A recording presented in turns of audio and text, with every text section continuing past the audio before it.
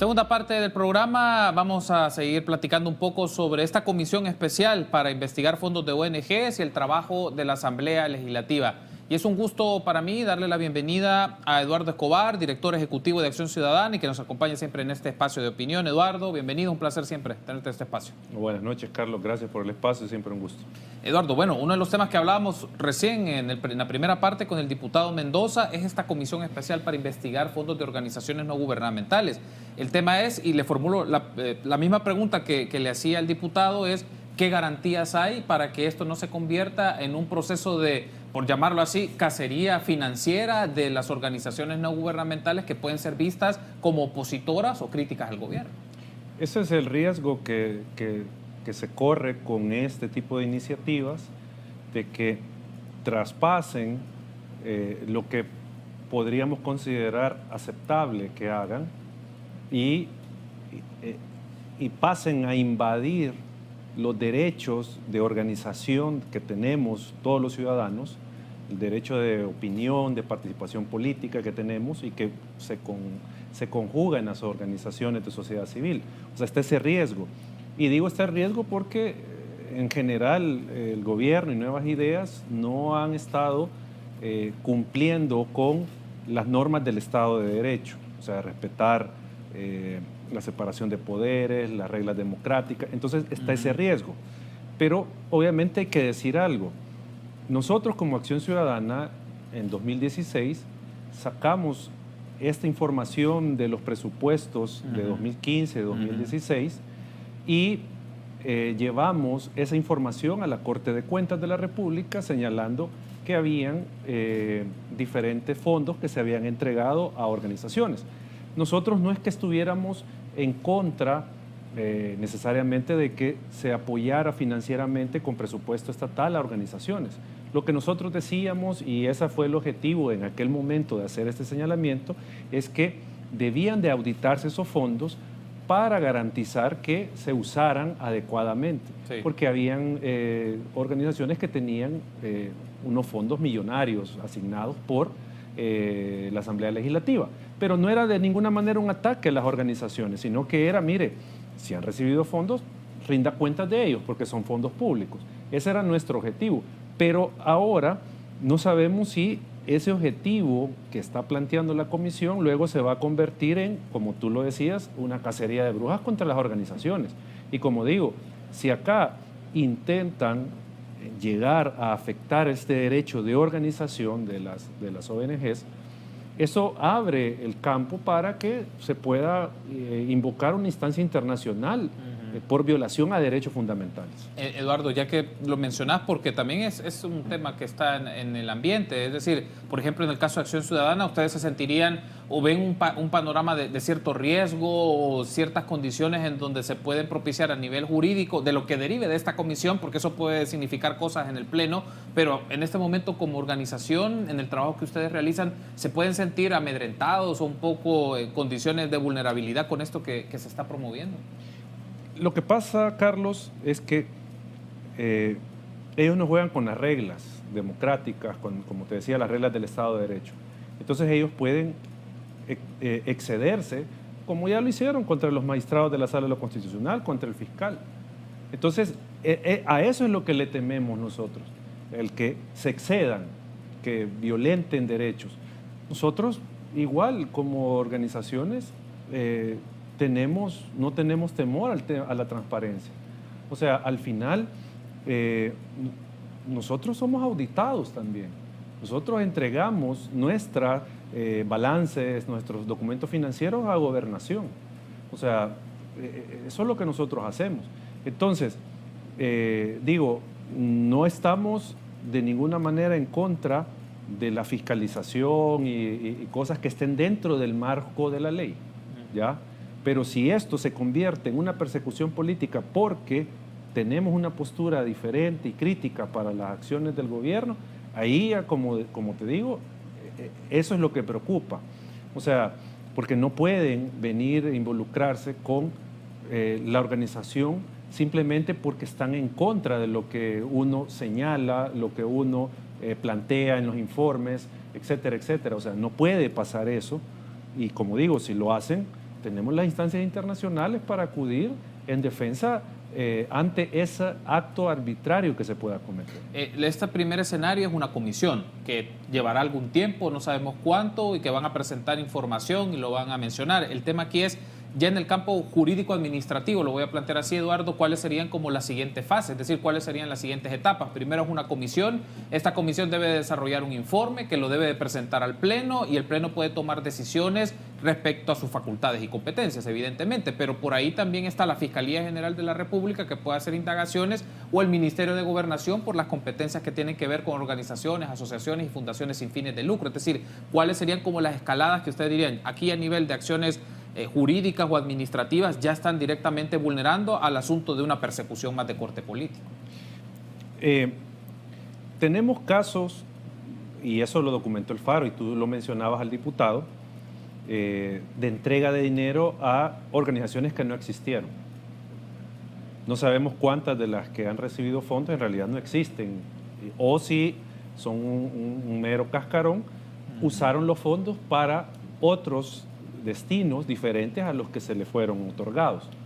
Entonces, si se mantiene en la lógica de una auditoría, pero acá, ¿de quién? De la Corte de Cuentas. O sea, acá lo que debería hacer esta comisión es trasladar los hallazgos que pueda encontrar y que Corte de Cuentas haga una auditoría para determinar que se han usado los fondos correctamente o no se han usado. O sea, porque nosotros no estamos en contra que se haga esa auditoría a los fondos públicos que se le han otorgado a las organizaciones. O sea, debe de hacerse y deben de rendir cuentas, pero como digo, dentro del marco de la ley, porque si de repente, hoy estaba escuchando a una diputada, la diputada presidente de esta comisión, decir que iban a poner también en observación, no me recuerdo las palabras exactas, aquellas organizaciones que se callaron en su momento por la corrupción. Por favor, ¿por qué eso va a ser un criterio para decir si esta organización ha usado bien o no el dinero?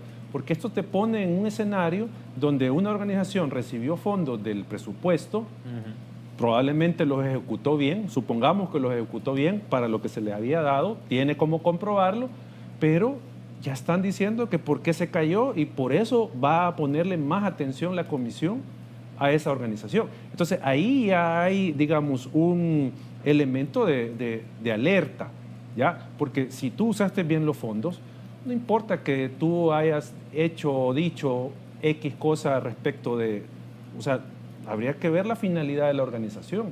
O sea, el punto acá, Carlos, es que si esto se da fuera del marco de la ley y de lo que es, digamos, una fiscalización responsable desde el Estado, ahí ya entraríamos en un ámbito de arbitrariedad y que, como te decía, implicaría una violación de derechos.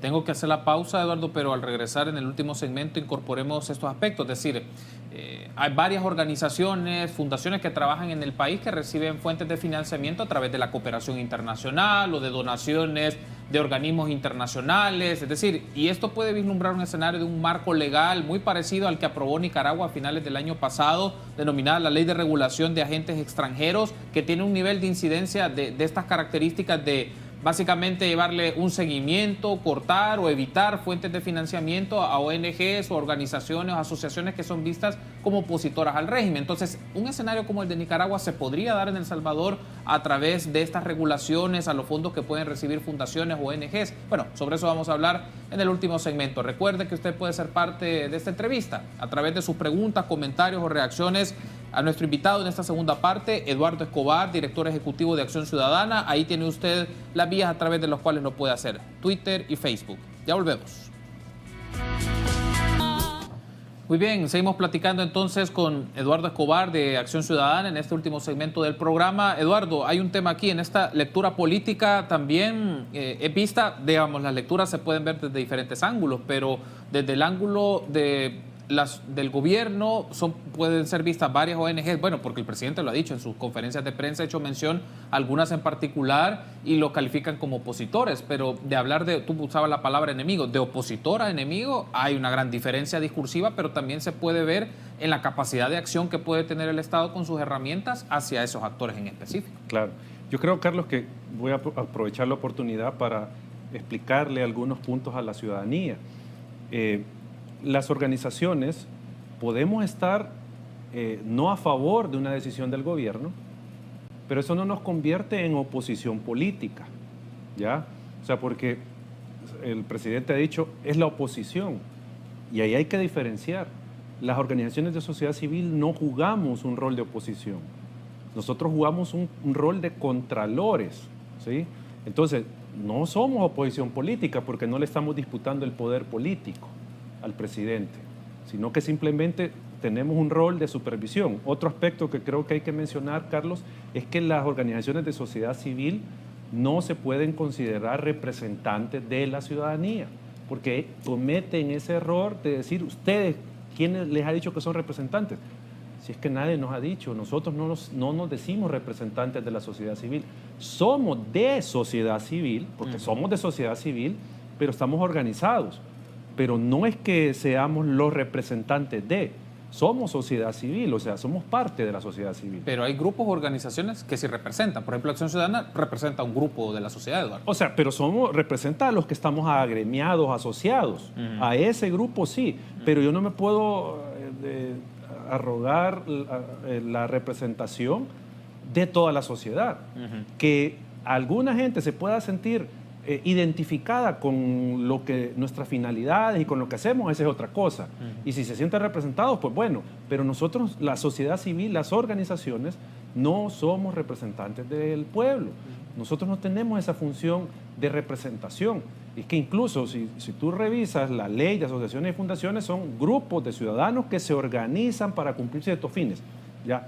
Entonces, dicho eso, y lo explico así, Carlos, porque el problema acá que se ve, que está en el fondo, es que el discurso, la narrativa del gobierno funciona siempre y cuando tenga un enemigo. ¿Cuál era el enemigo hasta hace un par de semanas? Era la oposición política. Era el FMLN, era Arena, la Sala de lo Constitucional, el fiscal. Ese era el enemigo contra el cual luchaba el gobierno para cumplir los deseos de la gente. ¿Ya? Entonces, ya quitó ese enemigo, ya quedó el otro enemigo disminuido en su fuerza. Entonces, ¿qué es lo que queda? La prensa y sociedad civil. Entonces, ya a la prensa le construyó una narrativa que son el enemigo. A la sociedad civil ya lo ha dicho, nos ha mencionado algunos con nombre y apellido, pero esta acción de la Comisión de Investigación también lleva un trasfondo de consolidar a las organizaciones como enemigos de la ciudadanía, como enemigo del pueblo. Entonces, digo que esto que también lo tenga en cuenta la población, que se está creando esa imagen de que las organizaciones que somos enemigos de la ciudadanía. ¿Ves en estas condiciones o en este escenario, Eduardo, algo muy similar a lo que pasó en Nicaragua? Hacía referencia al cierre del bloque anterior de esta ley que aprobaron a finales del año pasado, ley de regulación de agentes extranjeros. Básicamente es un mecanismo de indagación, investigación, de permitir o de prohibir, por ejemplo, financiamiento externo que le llegan a ONGs, consultores políticos. Es decir, el abanico se hizo bastante grande. ¿Ves un escenario que pueda pasar a este caso a fundaciones o ONGs que reciben financiamiento de grupos, cooperación o de instancias extranjeras que contribuyen a sus causas? Yo creo que sí, Carlos. Si tú ves el panorama regional, no es el mejor para las organizaciones de sociedad civil. Y lastimosamente nuestros políticos copian esos malos ejemplos. Mira lo que está pasando en México con el presidente Obrador. Está señalando y le ha hecho una petición expresa a USAID que deje de financiar a ciertas organizaciones porque están conformados por personas de la oposición y que esto vulnera la soberanía porque están financiando la oposición política. Eso está pasando allá. En Guatemala igual. Hay una ley que el Tribunal Constitucional no amparó a representantes de organizaciones donde se le faculta al presidente de la República para, por decreto o por decisión unilateral, eliminar ONGs. Nicaragua, lo que tú planteas. Entonces no hay un momento, digamos, favorable para las organizaciones. Entonces, como te decía, ¿cuáles son los enemigos actualmente en la narrativa del presidente de la República? Las organizaciones. Entonces, no está lejano de que quieran intentar o que aprueben una ley que venga a significar restricciones para las organizaciones. ¿Ya? O sea, eso nosotros, todas las organizaciones, estamos claros de ese escenario. Pero como digo, si ellos hacen esto, nosotros vamos a acudir a instancias internacionales, porque esto significaría una violación al derecho de organización. Eduardo, y ya que mencionas esto de las instancias internacionales, porque se conoció justo que una serie de instancias y organizaciones de sociedad civil presentaron una carta al secretario general de la OEA, al señor Luis Almagro. La pregunta aquí es, ¿qué garantías tienen que pueda existir una respuesta de la OEA o que sea parte de la agenda prioritaria del secretario general de la OEA? Porque ha tenido posiciones, por no decir ambivalentes, respecto a este gobierno o a las decisiones que ha tomado en algunos momentos, silencio en unas, reacciones en otras. Es decir, ¿le genera alguna confianza o alguna garantía de trabajo? No hay una garantía, o sea, no podemos decir si va a pasar, pero hemos visto señales positivas desde la OEA. Uno, la declaración que se dio desde la Secretaría General con el golpe de Estado. Dos, el informe que emitió el enviado, la comisión esta que se creó a petición del gobierno de la República y de la Asamblea Legislativa anterior. Es un informe donde señala aspectos de debilitamiento democrático en el país. Y aquí solo quiero decir algo. Esa comisión, a nuestro juicio, todavía puede estar vigente y todavía puede retomar el caso salvadoreño y hacer de nuevo una visita, y eso es lo que nosotros estamos pidiendo, en el comunicado. Una visita para que verifique y actualice los hallazgos de este informe y las recomendaciones. O sea, nosotros creemos que todavía puede haber una posibilidad. Sabemos que es difícil políticamente que OEA active el artículo 20 y suspenda en todo caso al Estado salvadoreño, que digamos como lo más la sanción más grande que se establece en la Carta Democrática, pero creemos que al menos las gestiones diplomáticas, la presión diplomática puede de alguna manera tratar de corregir el rumbo del país en este tema. Bueno, ahí tenemos en pantalla justamente un tuit de FUDESEN en donde hace referencia a este comunicado y esta carta que se remitió al secretario general de la OEA ante la preocupación que tienen diferentes instancias de los acontecimientos del país. Quiero pedir a producción en estos minutos que nos restan para trasladar algunas preguntas o comentarios que ha llegado a través de las redes sociales para que Eduardo pueda tener una reacción a ellas. Una pregunta para Eduardo: ¿las ONGs que se hayan visto en malversación de fondos públicos deben devolver el dinero o nada más les tocaría la cárcel? Pregunta Paulina. Otra de las preguntas, Valentín Castro: ese es el problema. Hoy los elegidos serán los que se sometan a las directrices del partido de gobierno y gana, que son la misma cosa. Bueno, eso son una pregunta y otra es como un comentario, una reacción a lo que hemos estado hablando en el transcurso de este programa, para tener tu reacción, Eduardo. Bueno, el último comentario no lo entendí bien a qué se refería, pero con el otro tema, hay que determinar primero si hubo alguna malversación, alguna desviación de fondos, una mala utilización, y en función de eso debería de procederse, porque también está el tema de la ley de extinción de dominio. O sea, habría que ver si es aplicable a estos casos y se puede recuperar los fondos o se ve el mecanismo. O sea, porque como yo decía al inicio, nosotros no estamos de ninguna manera en contra de que se haga la fiscalización necesaria y debida dentro del margen de la ley a cualquier fondo público, así como nosotros le hemos pedido para los partidos con la deuda política, igual para organizaciones que han recibido fondos. Entonces, va a determinarse a partir de Corte de Cuentas y Fiscalía lo que procede. Gracias, Eduardo, por haber estado con nosotros, darnos tu análisis y lectura sobre esto, porque tiene que ver con el trabajo de diversas organizaciones y esta comisión especial que ha establecido la Asamblea Legislativa para indagar fuentes de financiamiento recibidas. Ya se han dado informes, esto, digamos, no es un tema nuevo, ya tú lo mencionabas al inicio, pero informes que se presentaron de otras organizaciones y de administraciones del gobierno previas también han hablado sobre esto y han presentado datos, pero vamos a estar a la expectativa de lo que se derive de dicha instancia parlamentaria. Gracias, Eduardo, por estar con nosotros. Gracias. Un gusto y buenas noches. Gracias por habernos acompañado. A ustedes, amigos y amigas, la invitación está hecha para que esté con nosotros mañana a las 8 de la noche en este su espacio de opinión, 8 en punto. Se queda con El Gráfico TV. Buenas noches.